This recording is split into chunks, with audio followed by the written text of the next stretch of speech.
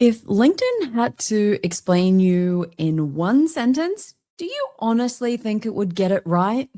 Welcome back to the podcast, everybody. I'm your host, Michelle J. Raymond. And for those of you new to the podcast, don't forget to reach out and connect with me on LinkedIn and let me know you're a listener.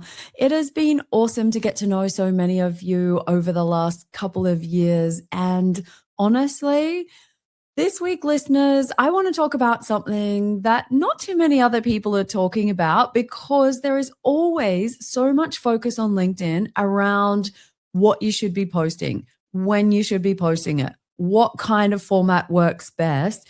And with all the changes on LinkedIn right now to their algorithms and how the feed displays, I don't think that that's really the most important conversation that we should be having. We should be talking about why your LinkedIn profile matters even more than your post right now. And the same applies to your company page. So if you're a page admin listening, listen to what I'm talking about profiles, and apply that back to your company page because the same rules apply. And those rules have changed. Honestly, I have been loving the changes that have been going on LinkedIn right now. I'm actually finding myself enjoying scrolling on LinkedIn. I'm seeing more information that is useful to me. It's topics that I want to learn about. And I just am actually really enjoying things. And if you've been listening to the podcast for a while, you know, towards the end of last year, I wasn't feeling it. So it's actually refreshing. And I'm kind of excited because for those of you who listen to the podcast, implement some of the recommendations, you are starting to see some cool results. And that is the whole point of why we're doing this kind of topic, is so that you can go and take actions. So I'm going to be talking about what's happened with LinkedIn, what parts of your profile you should be paying attention to. And we're going to do this one pretty quickly because I want you to focus on taking those actions. What has changed on LinkedIn exactly? Well, I can't say that it's any one small change. There's been a couple of major changes that have happened over the last 6 months, and some of them even more recently.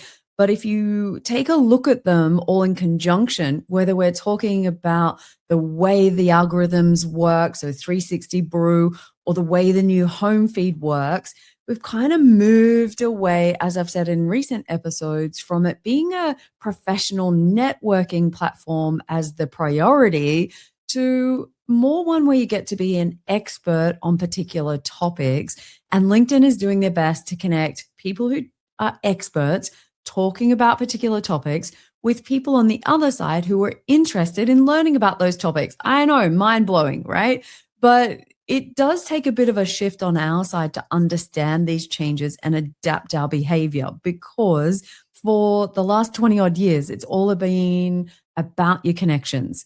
Who is the community you're building? Who are your networks? And I'm not saying that you don't have to focus on that, because ultimately you want to be the expert on your area and have the right community that is interested in that topic. So it is still a part, but just the way things work.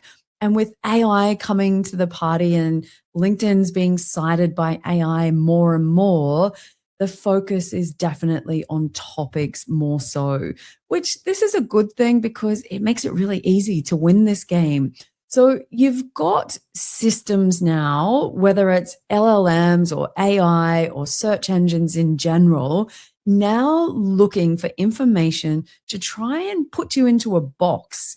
Now, this all comes back down to, have you actually given it the right information? Is it working on current information? Is it working on the whole picture? Or is it working on outdated info? And some of this is related back to your profile, back to your company page. It can also be your content and also your activity. But today's episode, I want to talk mostly around why your profile matters even more than posts. So let's have a look at this and let's break it down into what's changed and, more importantly, what you can do about it. Why am I saying that profiles now are even more important than your posts? Look, I like to try and simplify things down. You know that that's what I love doing on this podcast. So I don't want to get into the nitty gritty. There's plenty of episodes that I've done around deep dives into the tech behind this thing. But Think about it just in general. Your post that you do however often each week, and hopefully it's at least 2 or 3 times a week, they are different each time. So they're signals about topics, and you might cover a few different topics, but it's always changing depending what you post. If you think about your profile, though, that is a stable signal that LinkedIn can read. So if you think about it, posts are all over the place as far as the data is concerned, but your profile is a really structured explanation of who you are, what you do, and what makes you different. And so if your posts are kind of talking about what you're doing, your profile tells who you actually are. And so it's really important that we put some effort into our LinkedIn profiles. Now, most people that I come across fall into a couple of categories. You're very happy in your job. Yay, go you. And you think, what is the point? I'm not going for a new job. That's the only time when I update my LinkedIn. And that often happens when people change jobs and we get those big announcements. Hey, I got a new job. And that is the last we hear of them. So, on one hand, we have the job seekers or people that have just updated their careers. On the flip side, I also work with really busy business leaders who, let's be clear, updating their LinkedIn profile is the last thing on earth that they have time to do. And I love working with these particular people so we can get it fixed. But ultimately, it's just down the priority list. And then we've probably got a third bucket if I think about it. And those people are the ones that actually just hate talking about themselves, or you're not clear around how you want to show up. This is why sometimes outsourcing to an expert like myself to get this sorted for you makes the whole thing quick and easy and painless because I can tease out those cool little stories that make you you. And obviously also make sure that it's optimized so that LinkedIn and all the tech behind it understands exactly who you are. So the cool thing about when you update your LinkedIn profile is it doesn't expire, whereas posts, they're kind of disappearing in a few days, maybe a few weeks, but it is always there to remind the AI of exactly who you are. So that is the cool thing, that it's not something that you have to work on all the time. The thing that I would say is if you have a misalignment between how your profile is showing up and the post that you're doing, then you're confusing LinkedIn. And if you confuse them, you'll lose them. You're going to hear me say that a lot over the coming weeks because getting our positioning and messaging locked in so that then our content aligns with that, then the more clarity that these tools have, but more importantly, your audience has as well. So I kind of liken it to putting up some guardrails so that you can actually stay on track. That is the thing that I think is really working well for me right about now. This kind of brings us back to why posting more isn't going to fix your problems. I know that when reach drops, the immediate thing that people think to do is, hey, let's go put more content out there. Yeah, it's not actually going to help you if you're confusing the algorithm around who wants to see that content. So the answer isn't always do more. Sometimes the answer is stop, take a minute, and work out, am I really clear to my audience and to the algorithms and AI who I'm showing up for, what I'm an expert in? When I start working with busy business leaders to update and optimize their LinkedIn profiles, the thing that I love most is all of a sudden we see the metrics go up. It's their search appearances climb, their impressions climb, their engagement climb. Why? Because now there's no more confusion on either side. People are really clear why you're showing up. You're really clear, more importantly, why you're showing up. And then we build that community around it. So posting more rubbish that is not aligned with your profile or is all over the shop, or your profile is really half baked, doesn't get you closer to your goals. So after this short break, I want to talk about what to fix, but more from a strategic point of view than a practical point of view. But I think it's important if you get the strategy right, no surprises here, listeners, you get the strategy right, the tactics become much easier. So let's do that next. Before you log on to LinkedIn and actually try and update your LinkedIn profile or even your company page, as I said, this applies in exactly the same way. Before you even start doing that, I want you to take a moment to actually get clear around who you're actually for. And no, I don't just mean the job title. So for me, I love working with B2B marketing leaders, not just that, and not generic info, but what is the clear audience and the problem that you solve for them? So, who are you actually showing up for? So, for me, it's not just those B2B marketing managers. Normally, they're senior marketing managers. They work across industries. So, I'm not industry specific, but the problem that they're having is that they're either new to LinkedIn and just looking to leverage the platform for the first time in the business and don't know where to start, or they've been doing it for a while and not really getting anywhere and it's stuck. So I have those two personas that I typically show up for. And it's important that when I am updating my LinkedIn profile, whether it's my banner, whether it's my headline, most importantly, my about section, that before I even try and do it, I've got those people in mind. So when you land on my profile, in no uncertain terms, you should know that I'm the kind of person that can help somebody like you, or we have similar interests that you're interested in. And the positioning then becomes the second most important thing that we need to work on again before we even log on to LinkedIn. When you get your positioning sorted, and what do I mean by that in its simplest terms for me? What are you actually known for?